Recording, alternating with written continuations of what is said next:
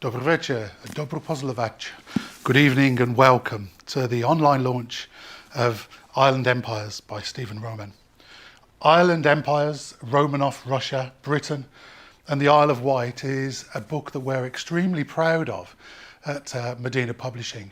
In fact, we've all been raving about the book to anyone who will listen for the past few months. And to be honest, the general response is one of puzzlement. What, is there a book in this? Surely there's little more than a pamphlet in this story with the Romanovs and the Isle of Wight. Because, to be honest, most of the stories in here are little known to most people and even us on the Isle of Wight for whom it concerns. But Stephan's meticulously researched and masterfully written retelling of events from way back to Peter the Great up to the modern day. They leave the reader in little doubt that the island played significantly more, it was significantly more than just a footnote in the history of the Romanovs. Indeed, it turns out, once reading the book, that the Isle of Wight turns out to have played a fairly pivotal role in many of the key events that helped shape Anglo-Russian relationships for the last 300 or 400 years. So anyone who's read the book is no longer puzzled, actually, but as to why we published this book, but they are incredibly baffled as to why this story has never been told before. And so, as I say, we at Medina are incredibly proud to be launching this book and telling these stories for the first time.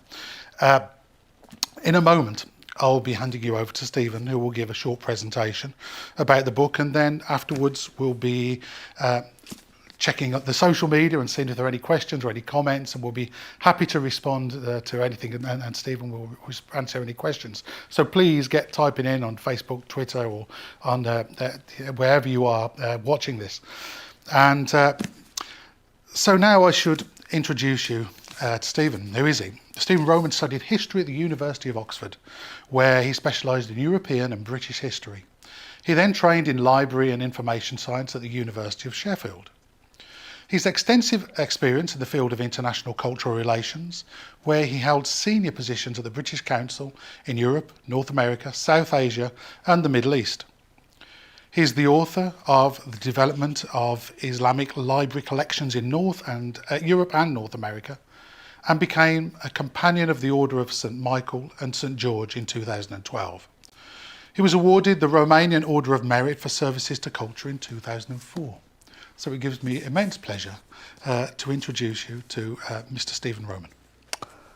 Thank you very much, Paul, for that introduction, and welcome everyone to the launch of Island Empires. Dobry wieczór. As Paul has mentioned, the book explores the enigmatic and tumultuous relationship between Romanov Russia and Britain across 300 years of Romanov rule. There's a particular focus in the book on the Isle of Wight, as Paul has mentioned. And I've used this very much as a sort of lens through which to look at the Anglo-Russian relationship. And the Isle of Wight does occupy a rather special place, a sort of barometer of Anglo-Russian relations in that period. This evening, I'm going to focus on three stories taken from my book. There are many other stories I could have chosen, but I've decided on these three stories. The first is around Peter the Great, the second around the Ventnor radicals, and the third about the Russian Imperial visit to the Isle of Wight in 1909.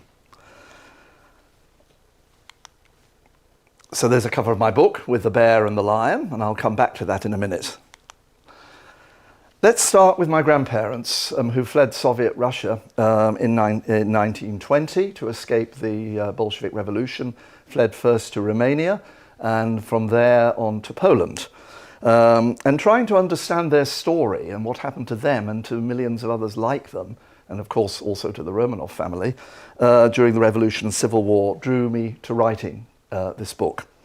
And the book, I suppose, is a quest in a way to try and unravel the two halves of my family, my Russian-Polish side and my English side, and to unite them in a way. These were two families separated by thousands of miles in 1917. And then the events of the Revolution and Civil War and all that drew these two sides together to help create me, I suppose, in the end of the result. So in a way, it's a personal quest as well as a historical quest to understand what happened between Romanov Russia and Britain. It's Churchill who famously described Russia as a riddle wrapped in a mystery inside an enigma. And these are two countries which have often failed to understand one another, passing rather like ships in the night. If the British are mystified and wary of the Russians in their turn are puzzled and frustrated frequently by the British. These are two nations which in many ways do have a lot in common, but are locked in a mutual embrace of suspicion and mistrust which dates back centuries and sadly continues to the present day. And the cover illustration of my book, which I referred to earlier, of the bear and the lion sitting back to back, I think perfectly illustrates this. This was taken from a cartoon from Punch in 1909 when the Tsar visited Britain, but I think shows, even though they were becoming allies at that stage, that they were facing in opposite directions. My book has a particular focus on the Isle of Wight. There's a map here of that, as many of the Romanov family had close connections with the island. And as Paul has mentioned, these range right back to the time of Peter the Great in 1698, through to the last Tsar of Russia, Nicholas II and his family. And the last imperial Russian visit to Britain was to the Isle of Wight, was to Cowes in 1909. And East Cowes and Cowes are home, of course, to Osborne House, Barton Manor, Whippingham Church and the Royal Yacht Squadron. And they've always had strong links with royalty, and therefore was a natural base for the Romanovs when they visited the island. Ventnor, however, which is down in the southeast corner of the island, took on a different role.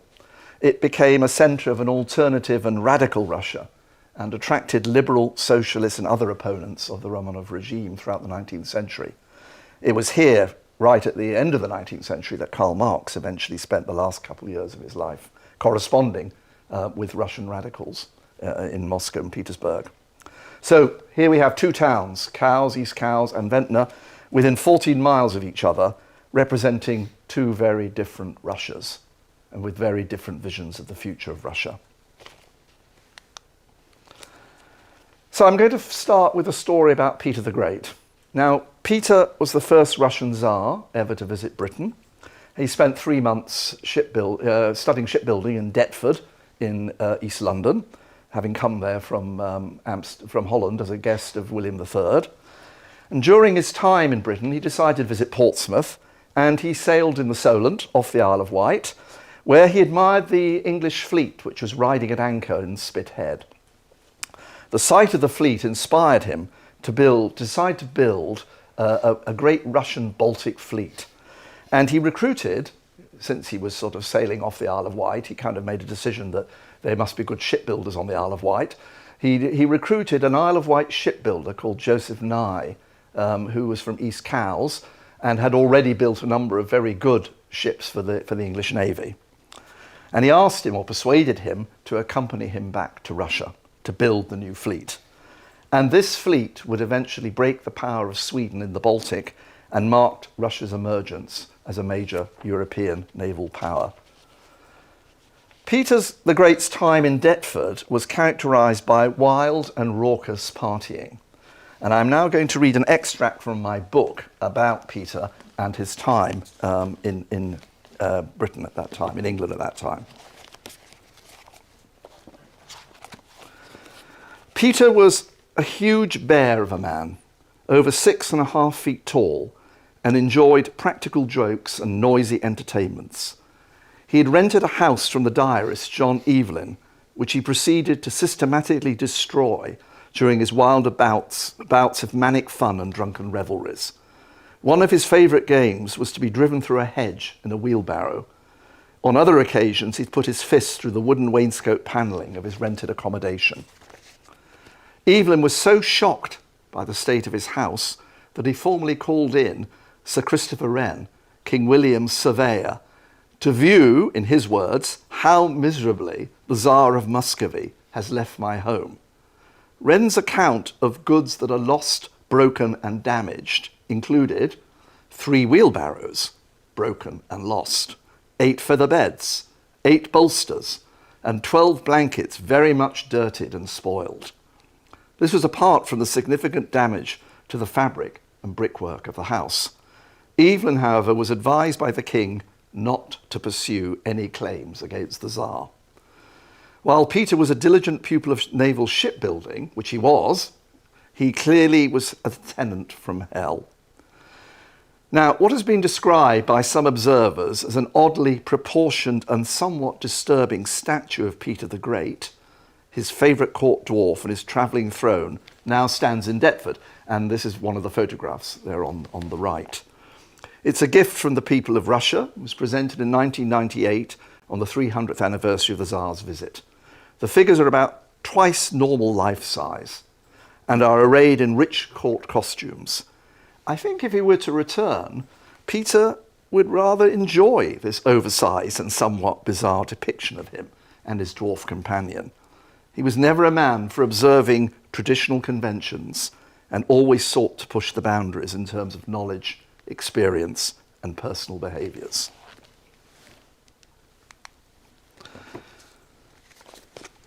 Now, this is a modern replica of Peter the Great's 24-gun frigate, Standard, the first ship in Russia's Baltic fleet. And this was taken on a visit to Cowes in 2015. It's now berthed in St. Petersburg and is a training ship for Russian naval cadets. It was launched in 1703. I think Joseph Nye had a great hand in helping design it. And just to illustrate how fast the growth of the Russian Navy was, the Baltic fleet, by 1724, the fleet had over 140 warships and nearly 400 galleys. Now, Joseph Nye, Peter the Great's great master shipbuilder from Cowes, spent much of his life in Russia and became the Tsar's close friend and confidant. The two were almost inseparable, and when they were apart, they were writing letters to each other all the time. In 1700, the Great Northern War broke out between Sweden and Russia, and the war was to last 21 years and destroyed the supremacy of Swedish power in the Baltic. Tsar Peter and Joseph Nye's new fleet had played a key role in achieving a Russian victory in the war. Now, in Britain, which had become an ally of Sweden by this time, there was growing alarm at the appearance of the new Russian fleet. And in 1719, the British Parliament passed laws explicitly forbidding English shipbuilders from Deptford and East Cowes from travelling to Russia. And it demanded that Joseph Nye return to England. In fact, the Russian ambassador was summoned in by King William III and told in no uncertain terms that, no, it wasn't William by then, it was his successor, that Nye should return to England. Peter's response was to make Nye a nobleman, and Nye chose to stay in St. Petersburg with Peter the Great, and in 1725 was one of the pallbearers at the Tsar's funeral. It's perhaps no exaggeration to say that it was an Isle of Wight shipbuilder who helped make Russia a great European naval power. Right, I'm now going to talk a little bit about the Ventnor Radicals. And this was a group of Russians who established themselves in Ventnor in the southeast of the Isle of Wight in the middle of the 19th century. In the middle of the 19th century, there was a growing colony of Russian radicals, political exiles, arriving in Britain. And these included men like the socialist Alexander Herzen and the anarchist and revolutionary Mikhail Bakunin. These were radicals fleeing what they saw as the increasingly oppressive rule of Tsar Nicholas I. And they found a very congenial home in Britain, particularly in the wake of the Crimean War, where there was a lot of very anti-Russian feeling around amongst the British public, and also with the Queen. From 1855, the small seaside town of Ventnor became home to this rather unique colony of Russian radicals, writers and poets. And Ventnor had at this stage a growing reputation for its healthy climate, but its remote location was its main appeal for political exiles from across Europe and Russia. And these included people like Lajos Kossuth, who had been fighting the Habsburgs, and other Italian anarchists and so on. And they all liked it because it was far from the prying eyes of their home governments. So by the 1860s, Ventnor was full of Russians, furiously arguing, debating, writing, issuing manifestos. There were so many at one point that the author Ivan Turgenev jokingly proposed that the Isle of Wight, or at least Ventnor, should formally be annexed to the Russian Empire. So here we have a view of St Augustine's Villa in Ventnor in the mid-19th century. It's still there today, much as it was then. And this was the home for several years of Alexander Herzen. He was one of Russia's most famous political exiles. He'd left Russia in 1847 and arrived in Britain in 1853. He's often described as the father of Russian socialism. He founded the Free Russian Press, and from that press came a stream of radical publications, including the journal The Bell, which is probably one of the most famous. This became a voice of alternative Russia. And it circulated widely in Russia. Even though the censors, tried to stop it, it still got through. Reputedly, even Tsar Alexander II used to read it. Some historians credit Herzen with having influenced the Tsar's thinking on abolishing serfdom in 1861. Herzen's visit to Ventnor drew the attention of many other Russian radicals who now began to flock to the town. And these included Herzen's companion, the early feminist Malvida von Meysenbug, seen here, Count Alexei Tolstoy, a famous poet and dramatist, and he was the cousin of Leo Tolstoy, and the enigmatic Princess Leonelia Baryatinsky. She's pictured here as well on the right, a close friend of the writer Ivan Turgenev. I suppose they formed what you might call the sort of radical chic set. Many of them were aristocrats, they were liberals, they were people who in many ways were part of the upper classes of Russia, but had turned against the Romanov regime for various personal reasons or political reasons. One of the most curious characters to appear in Ventnor at this time was a man called Nicholas II, a well-known social activist and liberal who had also been the government censor in St. Petersburg, till sacked from his job for not having censored a single book. Herzen was not impressed by Cruz, didn't trust him, and nicknamed him Robinson Crusoe, and described him as being a man adrift in a sea of his own liberal incompetence. Now we come to perhaps one of the most famous visitors to Ventnor, Ivan Turgenev. In August 1860, he arrived in Ventnor. He'd been recommended to go there by Alexander Herzen. They were friends at the time. They later fell out over difference in politics. But at that time, 1860, they were still great friends. Every hotel was filled with Russians that summer. So Turgenev and his companion, Pavel Annenkov, a famous memorialist, eventually found rooms in Rock Cottage, from where they were swiftly expelled by their stern nonconformist landlady for smoking in their rooms. They moved down to the Esplanade and with some difficulty found accommodation in Belinda Cottage. Both these buildings, sadly, were bombed in the war, but there are plaques to mark the site of them. It was here, after a series of nightmares, that Turgenev began writing his famous novel, Fathers and Sons, and conjured up the figure of the provincial Russian doctor Yevgeny Bazarov, the character who believed in nothing and gave his name to a radical political philosophy, nihilism, which spawned terror across Russia in the closing years of the Romanov regime. 20 years after Turgenev's visit, a man arrived in Ventnor. His ideas would help bring the revolutionary thinking of Bazarov to its inevitable and violent conclusion. This was Karl Marx, who wrote the final volumes of Das Kapital while staying in Ventnor. And from here, from Ventnor, he corresponded with young and enthusiastic Marxist disciples across Russia.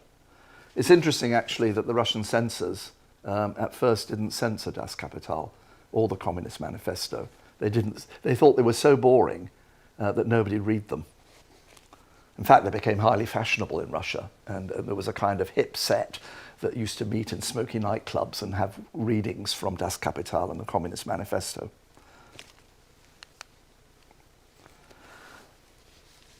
I'm going to read a little section. Actually, I'll just go back one. I'm going to read a section from my book about Turgenev in Ventnor.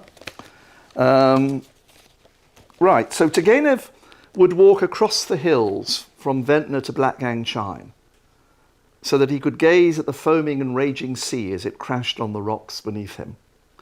Here was an elemental force, a seething and violent creation of nature that could not be subdued. In Phantoms, which he wrote several years later, he recalls the scene that he saw at Blackgang. Overhead are heavy smoky clouds. They crowd together, they run like a herd of wicked monsters. And there below is another monster, the enraged, literally enraged sea. White foam flickers and bubbles on the surface in mountains of water. And rearing up its ragged waves, it beats with a coarse thundering against an enormous rock as black as tar. The wailing of the storm, the chilling rise and fall of the teeming depths. Everywhere death, death and horror. My head began to spin, and horror-struck I closed my eyes. "What is this?" I cried. "Where are we?" "On the south coast of the Isle of Wight, before Blackgang Rock," came the reply, "where ships are so frequently broken to pieces." "Take me away, away from here. Take me home, I cried. Out of this chaotic and primeval maelstrom, Turgenev saw a monstrous vision. I dreamed of a dark, wild, huge figure, half grown from the earth, strong, wicked, honest, and nevertheless doomed to perish, because it still stands on the threshold of the future. In that moment, Turgenev conjured up the man from the future, the man who was already crushed and dying, the man who had fallen beneath the wheel. This was the inspiration for the tragic figure of Yevgeny Bazarov, the nihilist, who lived life without spiritual or emotional comfort, in the belief that his entire existence was ultimately worthless. In this dark vision, there was no place for love or affection, for artistic sensitivity or for culture and refinement. Fathers and sons shocked, disturbed, and inspired an entire generation of young Russians. It seemed to be a cry emanating from deep within their soul and their culture. It echoed their political impotence, stifled by the bureaucracy and servitude of their homeland. Turgenev's novel would help inspire a new revolutionary movement in Russia, nihilism, which took the character of Bazarov as its guiding star. In fact, the first Soviet minister for economics was called Bazarov, nicknamed, his code name was Bazarov. This was a movement conjured up by a man who had never actually existed. It was the ultimate rejection of the reality imposed on Russia by the Tsarist state. In the eyes of the nihilists, this state had no authenticity, reality, or legitimacy.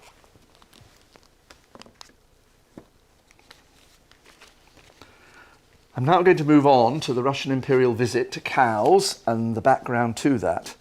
I'll start with the Anglo-Russian Convention of 1907. And the 19th century relationship between Britain and Russia had been a very fraught and difficult one. We had the Crimean War, but there was also great suspicion in Britain of what Russia planned to do in Central Asia and in India, where there were great fears that Russia was planning an invasion of India. In fact, cabinet papers that I saw indicated that as recently as 1905, the cabinet was discussing how to counteract a possible Russian invasion of India. But in 1907, something remarkable happened.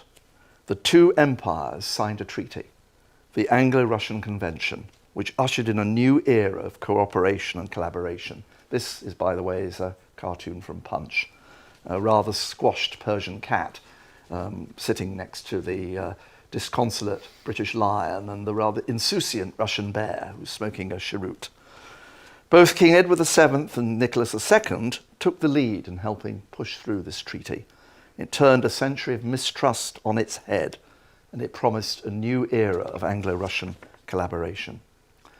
And in 1908, in celebration of this new treaty, King Edward VII made the first ever visit by a reigning British monarch to Russia and met Tsar Nicholas II at Revel, now Tallinn in Estonia.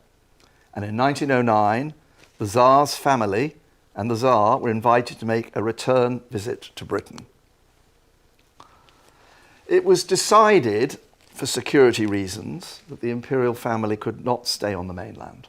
There were too many risks, too many worries about Russian anarchists and terrorists, and also a lot of opposition from the labor movement at that time to the Tsarist regime. But in order to welcome them, King Edward decided to invite them to Cowes and to the Cowes Regatta. It was also felt the Isle of Wight was close to the hearts of Nicholas and Alexandra, and so a visit there would be welcomed by them both. Nicholas had made a couple of visits to the island, including one in 1894, soon after his engagement to Alexandra, and the Tsarina herself had spent a lot of time in Osborne, because it was here, following the death of her mother, that she was largely at times brought up by Queen Victoria. This photograph, taken by the royal photographers Hughes and Mullins of Ryde in the Isle of Wight, was taken in 1894 when Nicholas and Alexandra were staying at Osborne with Queen Victoria. Victoria had not initially been that enthusiastic about the marriage, and she distrusted the Romanovs and believed they occupied a shaky and unstable throne. And she's worried about her favourite granddaughter, Alix of Hesse, becoming the wife of the heir to the imperial throne in what was an increasingly violent Russia, now beset by a new wave of anarchist and nihilist terror attacks.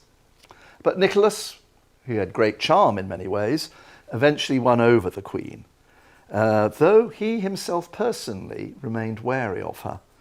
He rather uncharitably referred to her as a round ball on shaky legs. The months leading up to the Russian Imperial visit were marred by a Russian terrorist attack in Tottenham, in London. In January 1909, two anarchists, Russian anarchists from Latvia, hijacked a tram and ended up having a running gun battle with the police in the Tottenham marshes. A policeman and a young boy of 10 were killed in the attack, and 25 others seriously injured. And there was a huge public outcry against Russian refugees in Britain, and a sense that Russia was exporting its criminality and terror to British shores. In order to combat this growing negative image of Russia, particularly just before the Tsar's arrival, the Tsarist government mounted a major charm offensive. There were exhibitions of Russian art and Russian pottery, and delegations of Russian intellectuals and parliamentarians descended on Britain, demonstrating that Russia was a country which was changing in positive ways and becoming more democratic in its aspirations. And this did have an impact. It's very interesting to look at the popular newspapers at the time. Early in 1909, they were still very critical of the Tsarist regime. By the summer, they were beginning to extol Russian literature, Russian ballet, Russian art, and so on. And there was a general feeling that Britain and Russia were drawing closer together. So, on August the 2nd, 1909, the Russian Imperial yacht Standard sailed into Cowes with the Tsar and his family on board. She was considered the largest and most glamorous royal yacht afloat, 420 feet in length.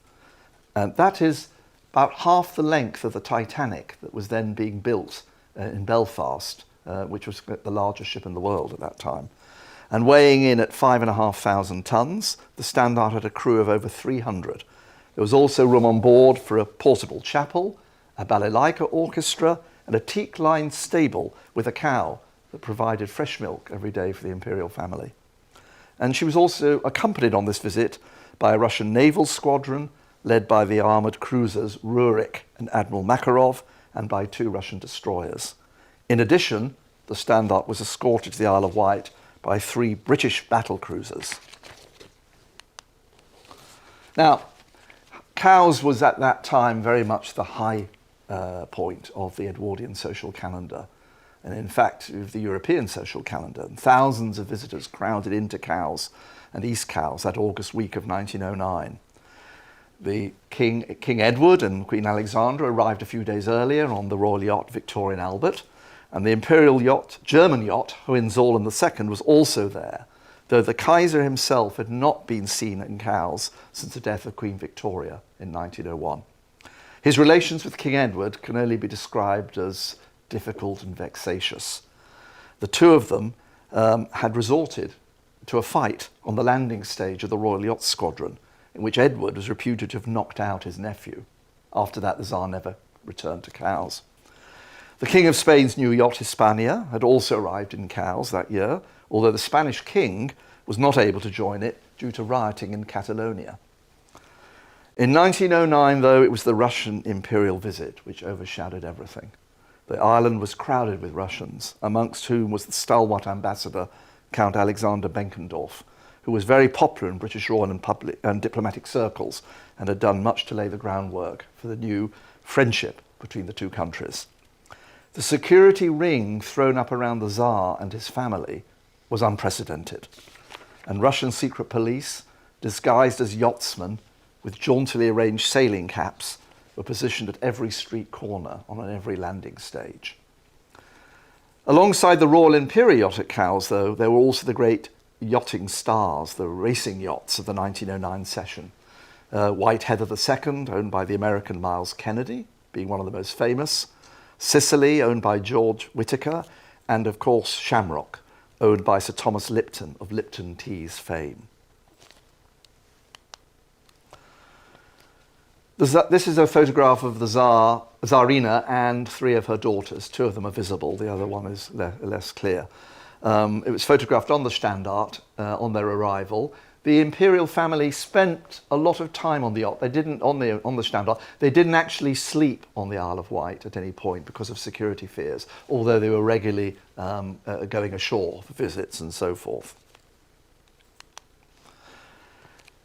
This is a photograph of the state dinner held by the Russian imperial family on the Standard in honour of King Edward and Queen Alexandra. This was a very private dinner.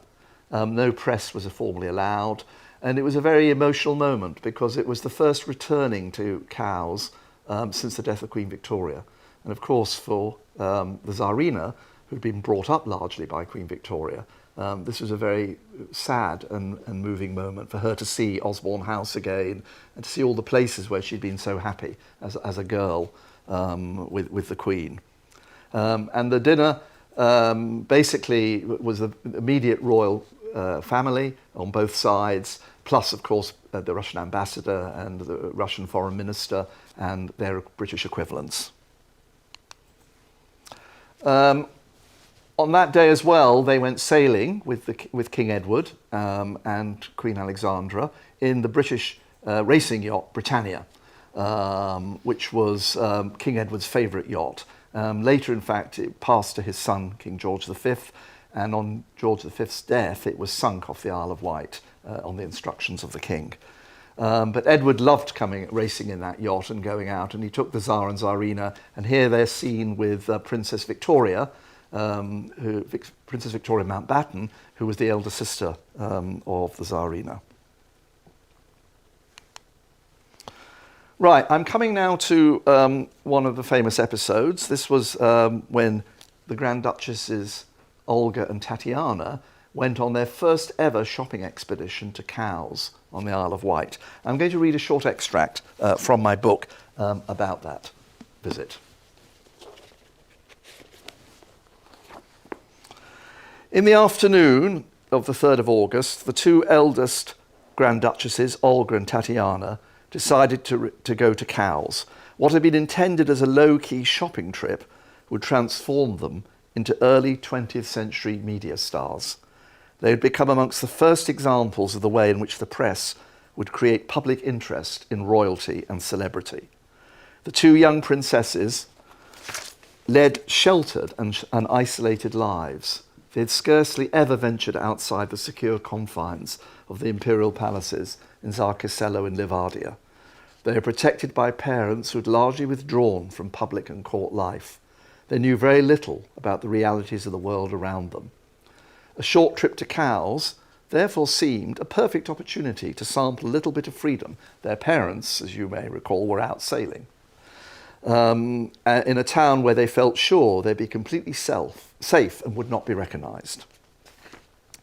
The Times reported that their route in Cowes took them along the High Street, where they inspected very commonplace shop windows with much eagerness and excitement. There was much joyful exclamation when they came across a shop selling picture postcards. They left the shop clutching postcards of their mother and father, of King Edward and Queen Alexandra, and a composite card with portraits of over 30 princes and princesses. The two girls then continued their walk along the High Street. They stopped at Beacon, the pharmacist, where they brought up most of the shop's supply of perfumes and hairbrushes, and commented on how friendly and courteous everyone was in Cowes. It was soon after this their private adventure began to turn into a public spectacle. As they made their way down the street, they recognized a group of Russians in a carriage which had stopped in front of the post office. They ran across the road and laughingly called out in Russian to the passengers. At the sight of the two Grand Duchesses, the men stood up and removed their hats. One of the men then produced a large camera and tried to photograph the two girls. At this point, both Olga and Tatiana realized the mistake they'd made and hurried back across the street, hoping nobody would notice them. It was too late. People in the surrounding area saw what had happened and concluded that the two girls must be very important people. Soon a rumour began to spread that the Tsar and Tsarina were shopping in cows, and the road was blocked by a huge crowd determined to catch a glimpse of Russia's imperial rulers. The Grand Duchesses and their entourage were now being followed down the high street by a steadily growing number of people. Neither of the girls seemed particularly worried at this point, but members of their entourage and the British police were already concerned at the potential security issues. In a matter of moments, the two young princesses had been transformed from two unknown visitors wandering around cows into royal celebrities, and everyone wanted a small part of the magic, mystery, and allure which they represented.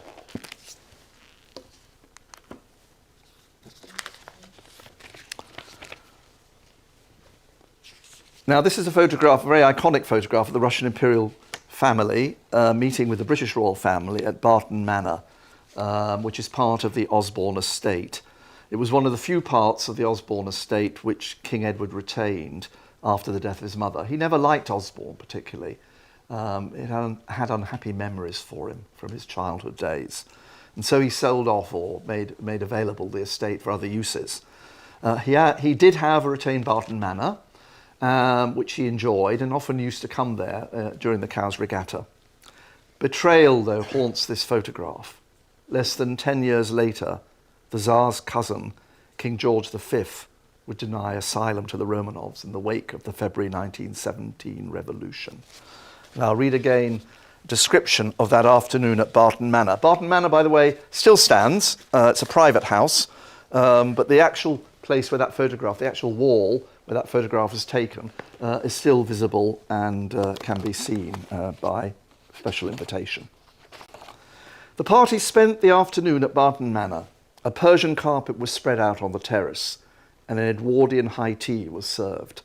This included scones, strawberry jam, and fresh cream, along with cucumber, salmon, and egg and cress sandwiches, Victoria sponge cakes, and small sausage rolls. Comfortable wicker chairs were scattered across the lawn. A small blue and white pitch tent provided further shade, with a table on which stood cool jugs of lemonade and ginger beer. Refreshing cups of Darjeeling and Assam tea accompanied the food. The photograph here, what was called at the time the Royal Gathering at Osborne, although it was taken at Barton Manor, is probably the most famous image of the photographs taken during the imperial visit to the Isle of Wight. And the British and Russian royal families are grouped together, with the Tsar and the King at the centre, the Queen next to the Tsar, and the Tsarina alongside the King. And the four Grand Duchesses, dressed all in white, are in a cluster close to the Tsarina and Prince George. He has his arm affectionately around the Grand Duchess Maria. The Tsarevich sits at the feet of the King and the Tsar. On the far left of the group stands Prince Edward, who later became Edward VIII very briefly, wearing his full naval cadet uniform. It's hard looking at these photographs not to recall the events that happened, that would happen less than a decade after this gathering at Barton Manor. Here were two families related through ties of blood and marriage, enjoying time together on a balmy August afternoon. It's perhaps difficult to believe that Prince George, who in the photograph appears to lavish so much affection on his cousins, would one day be complicit in denying the entire Romanov family sanctuary and refuge in Britain.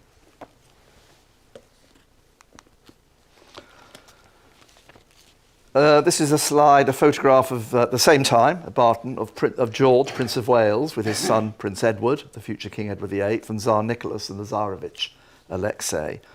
Now, the visit to East Cowes did mark the high point in the Anglo-Russian relationship.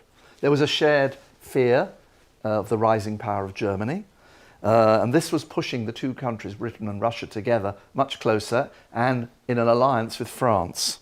So already you've got the makings of the Allies who would go to war in the First World War. On one side you had Austria, Italy and Germany. On the other side now, Russia, Britain and France. This was a growing partnership would eventually end by bringing all those countries to war in 1914. I often say that this was the golden period of Anglo-Russian friendship. I don't think it's ever been bettered. And that was entirely due, I think, to Edward VII, who's often been described as a peacemaker, but also importantly to Nicholas II, who was a man dedicated to peace and was one of the great sponsors of the Hague Peace Conference, something that's often overlooked.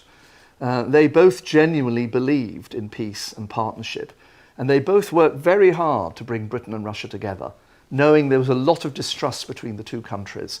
But here in Cowes, they actually made it happen. And for 10 years, Britain and Russia were close allies till the revolution of 1917. This is a very sad photograph. It shows the basement of the Ipatiev house in Ekaterinburg, where the Russian Imperial family were murdered on night of July the 16th and 17th, 1918. And it was a brutal murder. If you think back to the nihilism of Bazarov and the cruelty and indifference of Bazarov, as described by Turgenev, you can see the same fate was meted out on the Russian Imperial family. There was no mercy. They were bayoneted and shot to death, and their bodies were then buried in a forest and covered over with railway lines.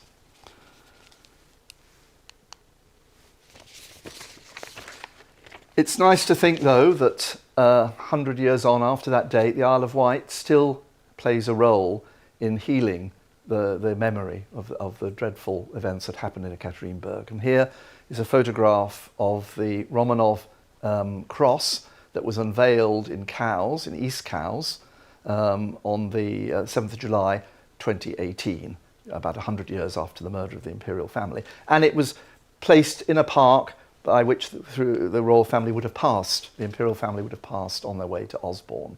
And I think marks, in a sense, the full circle in a way that Cowes and East Cowes had played such an important role for the Romanovs that still today it continues to do that in a way by remembering them.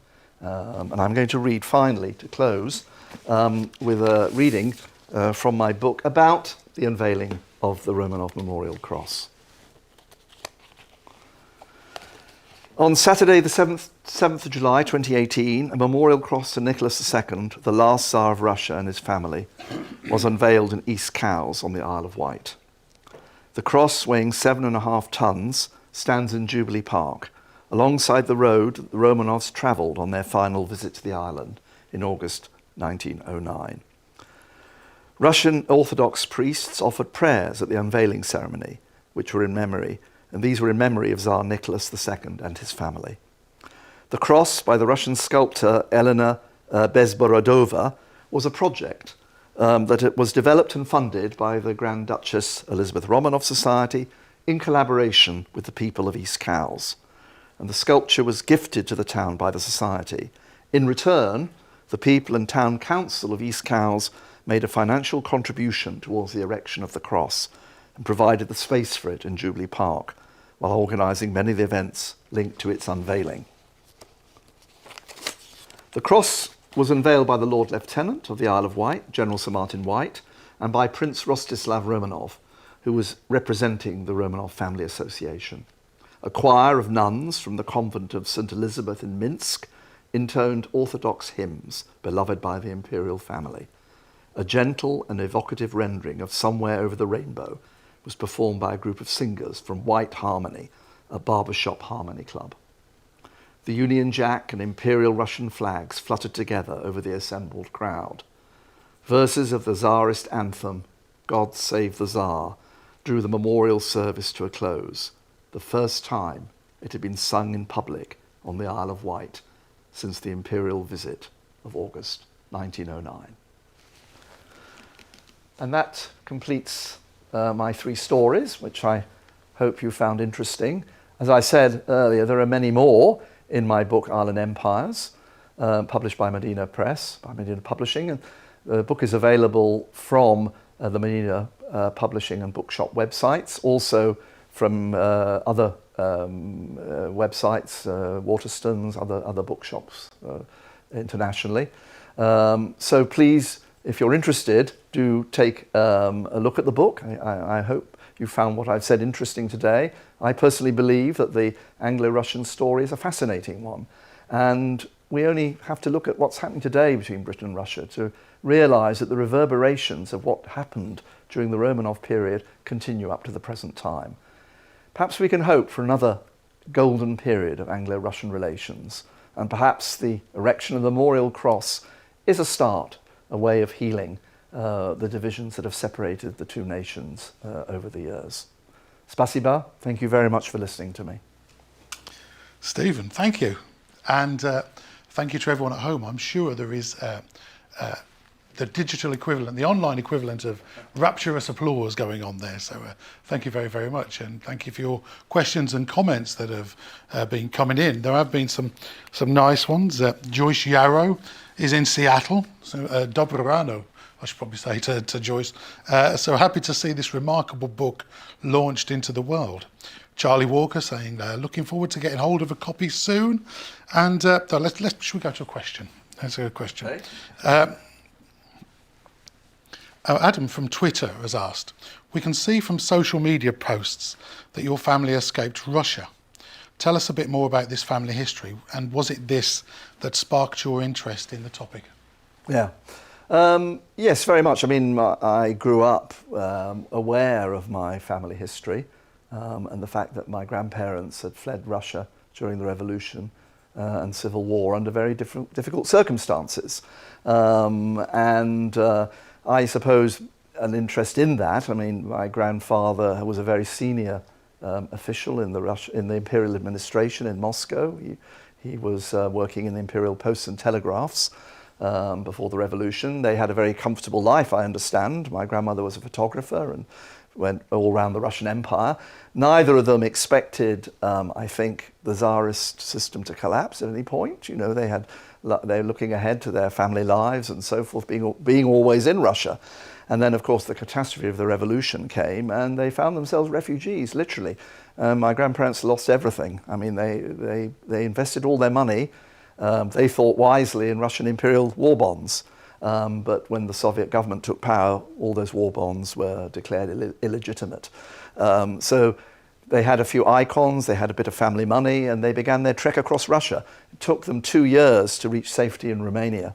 They were saved by a Romanian fisher family who ferried them across the river, the Dniester River. They were on the point of complete collapse at that point. They had no money. My grandmother was very ill with scarlet fever, and the Romanian family took them across the river, literally from under the guns of the Chekists. The Bolshevik guards were sweeping the river looking for people trying to flee, and looked after them for 6 months. And from there, from Romania, they made their move back to Poland, which was my grandmother's home country at that time, or had become. She was from Vilnius, which became part of Poland. So yes, I mean, I was brought up with these stories. I brought up with stories of the White Russians, of Denikin, of Romanovsky, of all the fighting going on in the Civil War, both from my father and then from my grandmother. I only saw my grandmother twice in my life, but the second time I saw her, she very richly described for me what she had experienced fleeing Russia at that period. Although she was stone deaf, she stood on the table and sang an old Russian love song to me. She was 90 at that stage, with a glass of vodka in her hands. And then she kept me up half the night telling me about what their escape through Soviet Russia. And that inspired me all the time. And I've been interested in the Romanovs, in their history, in the Anglo-Russian history. And I think this led to the book in a way. And then, coming to the Isle of Wight frequently and obviously talking to Peter Harrigan, the publisher of the managing director of Medina Books, who basically said, you have an interest in the Romanovs. We have a lot of connections with the Romanovs. Why don't we put the two together and write and get a book published about it? So that was the inspiration for it all. Thank you, very wonderful. Well, we got some more. So Joyce has just sent in a message. During your research, what did you discover that surprised you the most? I think, the Romanov connections were more varied than I'd expected, I think. I mean, I knew about the Tsar's visit to Cowes in 1909, but I wasn't so much aware of, say, Peter the Great's connections with the island, how he'd recruited Joseph Nye to become his shipbuilder. I wasn't so aware of Alexander I and his connections with the Isle of Wight merchant Michael Hoy. And we have, of course, today the famous Hoy monument on the Isle of Wight, which celebrates Alexander I and this very strange friendship between the two men. I wasn't aware of Grand Duchess Maria and the fact Alexander II's only daughter, who married into the British royal family and spent a lot of time on the Isle of Wight, having a very difficult relationship with Queen Victoria. I think above all, though, it was the Ventnor radicals, discovering this sort of colony of Russian radicals on the Isle of Wight, existing there at the same time as the Romanovs were visiting the island, was fascinating. I mean, you could almost write a book about them. I wrote a chapter, there's a chapter in the book called White Russians, which is about radical Russia in Ventnor.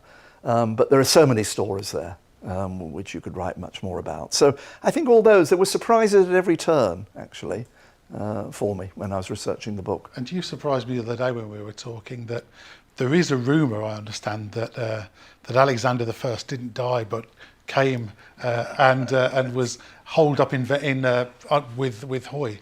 Well, there is a story. I've not found much evidence for it, I have to say, so I don't make too much of it in the book. But there is a story. Alexander the First was a mysterious Tsar. He was very religious, very spiritual. He was very deeply affected by the Quakers. When he came to England in 1814, he was very popular with the public, very disliked by the Prince Regent. But he spent a lot of his time visiting the Quakers, and he invited the Quakers to come over to Russia, and he invited the Bible Society of England to come over and so forth. Now, when he died suddenly in the Crimea in 1825, his coffin was sealed and taken up. A rumour got up that he hadn't died, that he was this spiritual man who decided to abandon being a Tsar and become a monk, a staritz, and live in. The fashionable view at the time was he'd gone to live in Siberia. And there was a man who came forward in later years and claimed to be Alexander.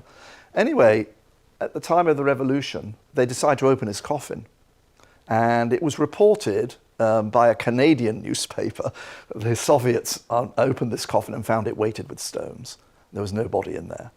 Now, the rumour on the Isle of Wight is this, that at some point Alexander was seen as a hermit living near Michael Hoy, who had a house called the Hermitage.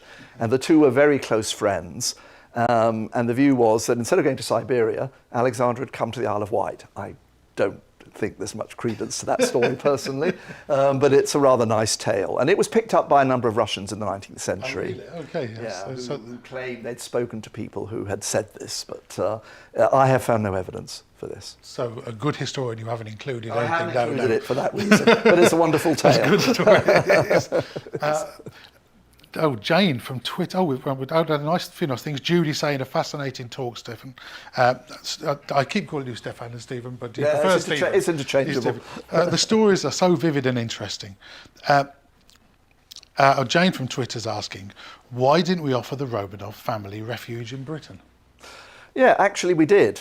The British government under Lloyd George made an offer, backed by the king at that time. This was very soon after the Tsar's abdication. This was in March of 1917. The Tsar just abdicated.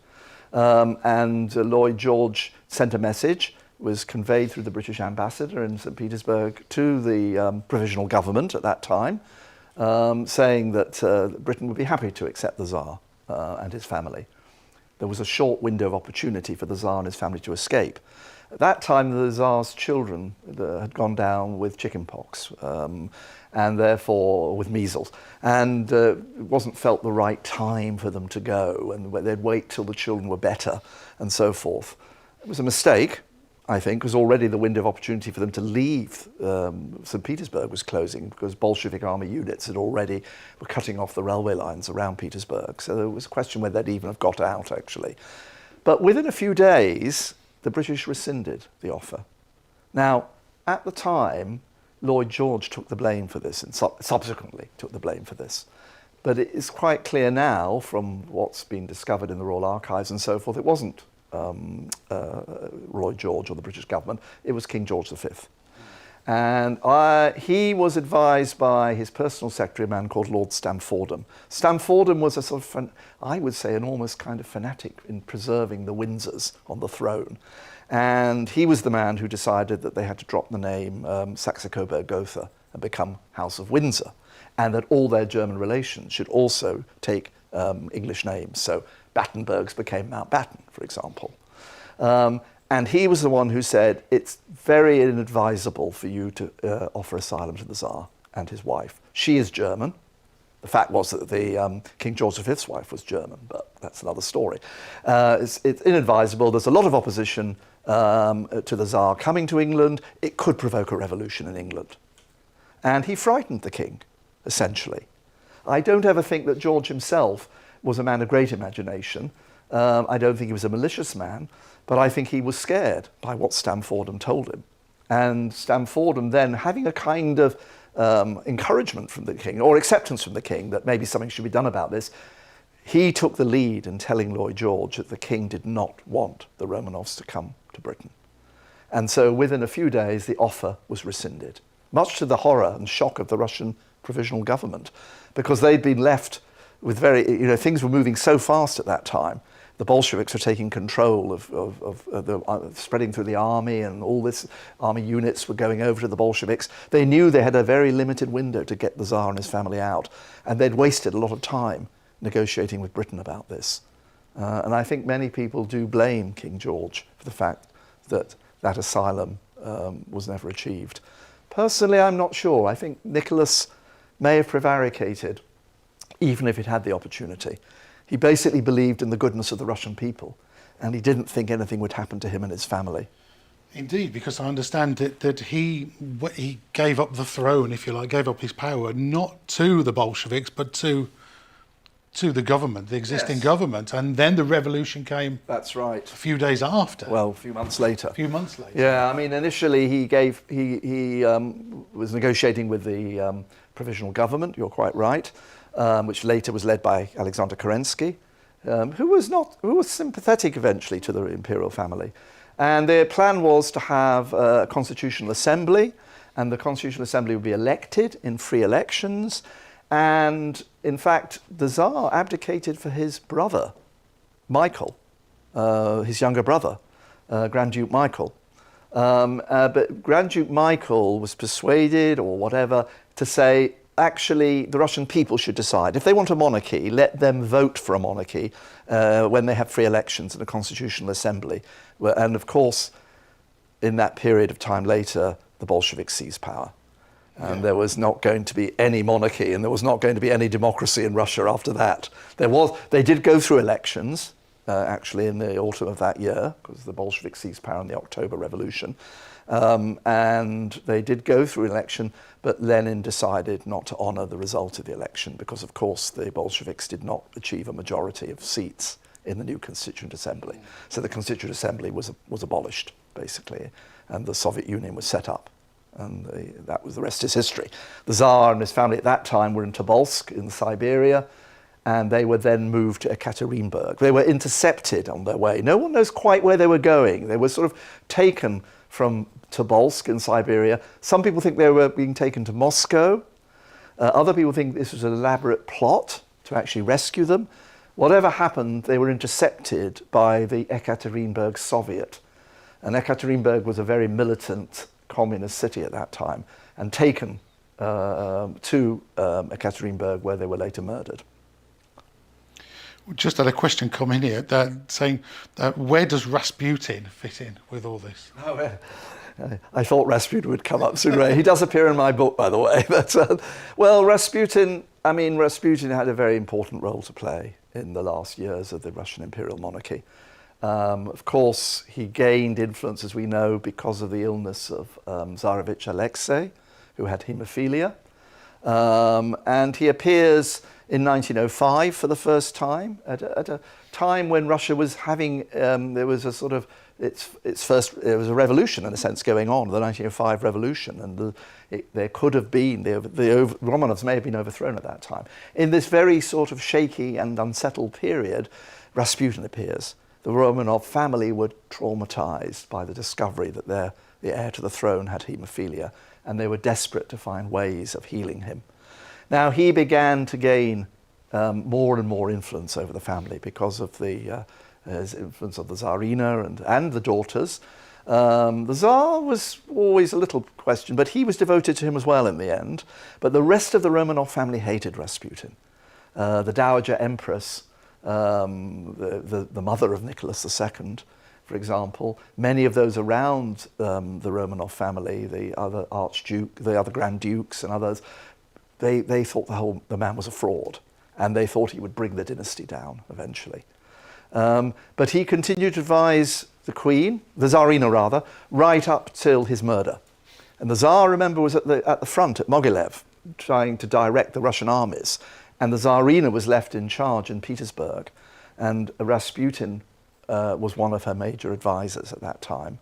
He predicted that if he was killed, that the Russian Imperial family would also be killed. He offered quite sage advice, it seems, to some extent. He did argue and try and argue that Russia should not go to war. In 1914, he advised against it. He said, this war will destroy Russia. Don't engage in it. But the Tsar said, keep out. You have no right to advise on that kind of matter. But, he was close to the Tsar, he was close to the political centre, and he did exercise a considerable influence, but greatly disliked, and of course, mistrusted by the Russian public, and they lampooned the Tsarina as having, and the Grand Duchess as having affairs with Rasputin. He had a great hold over sort of certain aristocratic lady circles in St. Petersburg. And the secret police were always watching him and monitoring him and trying to, in a way, produce evidence against him. But the Tsar would never listen to that. Would never accept that evidence, that he was seen in brothels, that he was seen wildly drunken, and fornicating in the streets and all that.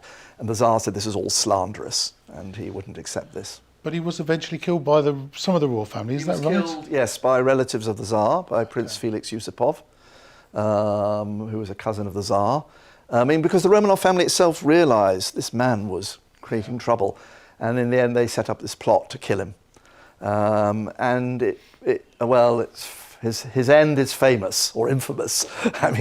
How many times was he shot? How many times was he dunked in the ice? Yeah. And even when they brought his body out, he'd been chained, but he'd broken free of his chains, and all this.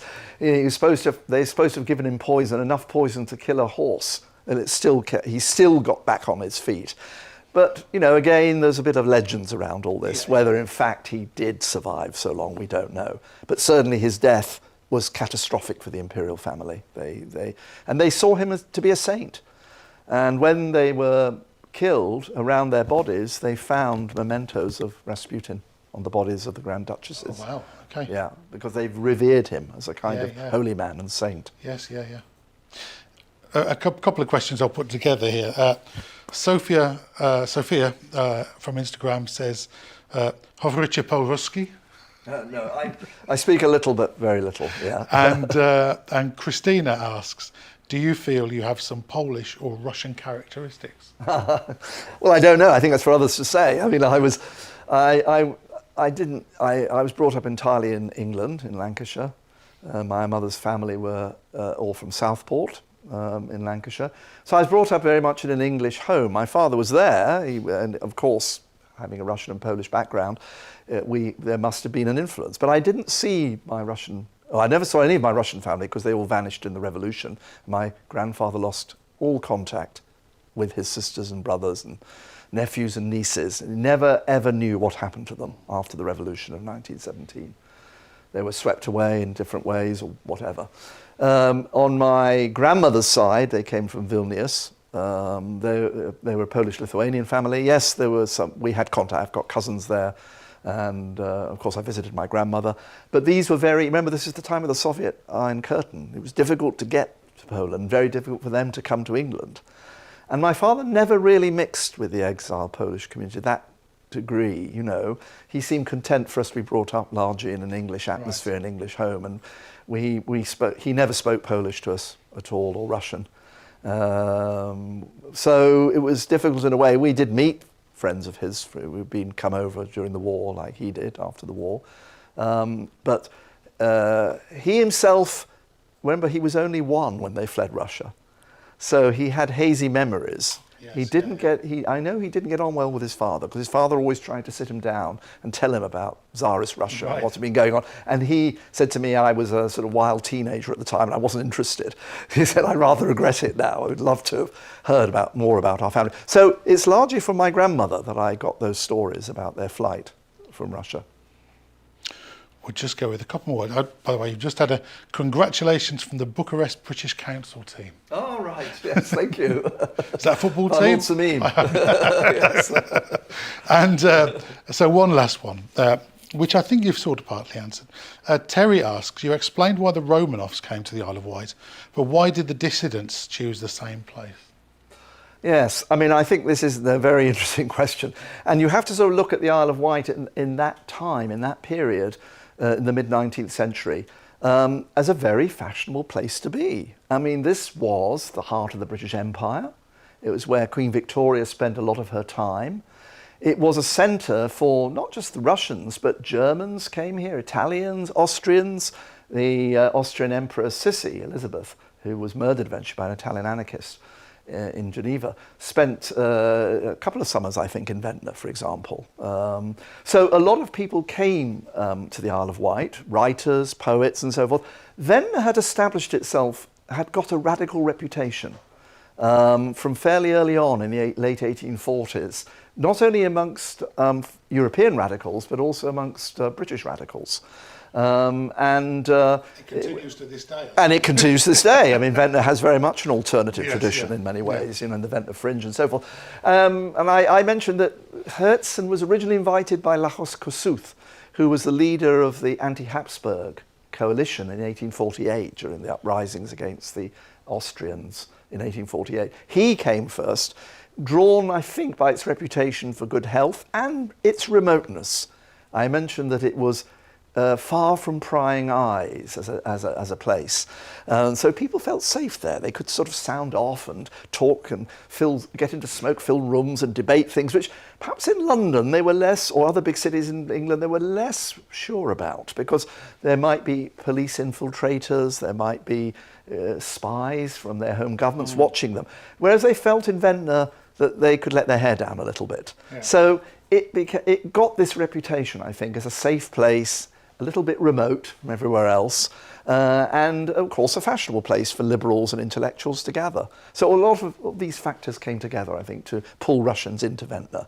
But it was remarkable. I mean, there was that period when Russians totally dominated Ventnor. In fact, Tom Stoppard wrote a rather good play about it, in which he features a scene set on the seafront at Ventnor, when all the characters walking backwards and forwards on the promenade speaking Russian to each other.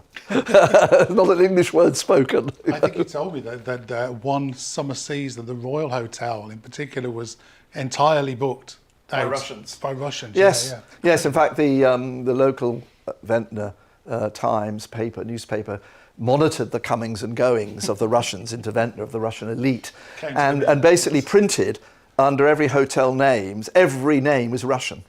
In 1860 or 1861. Incredible. So it did achieve that appeal, extraordinary appeal. But they were largely liberal, and liberals of one sort or another were attracted there. Yeah. Though many of them, as I mentioned earlier, with aristocratic and quite wealthy connections. Yes. And presumably at the time, the UK was fostering those people. They were sort of accepting. This was a big problem for Russia, for the Imperial Russia. They mistrusted the British government a lot, because why was Britain giving sanctuary to people who were actively undermining the Tsarist regime? I think it's still a problem for Russia today when they look at countries like Britain. You know, why are you allowing these people to carry on like this and escape Russian justice or accountability? And the Tsarist regime could not work out why, if Britain was a friend, why these radicals were sort of roaming largely free in Britain and publishing magazines and articles and smuggling samizdat literature back into Russia and all that, you know.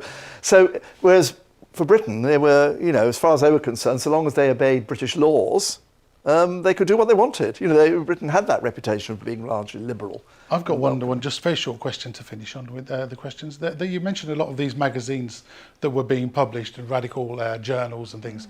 Were they being published in Russian or English? In Russian. In Russian. In Russian, Good, yeah, good. yeah. So we've mentioned Ventnor just then, and you will be doing various events as part of Ventnor Fringe, including some walks, Yes, 3 walks, absolutely. around Yes. Ventnor, around Yeah. the haunts of the aforesaid radicals, Yeah. and a couple of talks as well at the Arts Club. Exactly. We've got a Yes. couple of launches this week in East Cowes, which are pretty much sold out now, which is fantastic. And you'll be doing some walks in East Cowes. Yeah, I'm doing 2 walks. One in East Cowes, which is the Russian Imperial tour, Russian Imperial visit to East Cowes, and that will sort of take people around all the sites associated with the Romanovs in East Cowes. And the other one is called Ventnor, Cradle of the Russian Revolution, which is a guided tour around Ventnor and again the various sites associated with the radicals in Ventnor. So still lots to look forward to, which Absolutely. is brilliant. So it remains for me to say to say thank you to you all for watching and listening and interacting. It's been a most enjoyable experience. I hope you've enjoyed it. Thank you to the guys at Skinny Mammoth who've set all this up and made us look and sound as good as we possibly can. And just to remind you that the book can be purchased online. You can purchase it at all the usual places, but if you'd like a signed copy, they can only be obtained from Medina Bookshop on Cowes High Street, where my place of employment, or from going online to medinabookshop.org, I believe. I'm sure it's come up below and you'll see. So please do support it. Tell your friends. It's a book well worth reading. And I've got one more thank you to make. So thank you very much. It's been an absolute honour. And thank you for writing such a wonderful book. Na zdrowie. Na zdrowie. And thank you very much, Paul, for chairing it so beautifully and all the questions and bringing it all together. And thank you to those of you who have signed in. I know many friends, family and others from further afield who I don't know have joined this evening. So thanks a lot, and I hope you enjoy the book. Cheers. Cheers.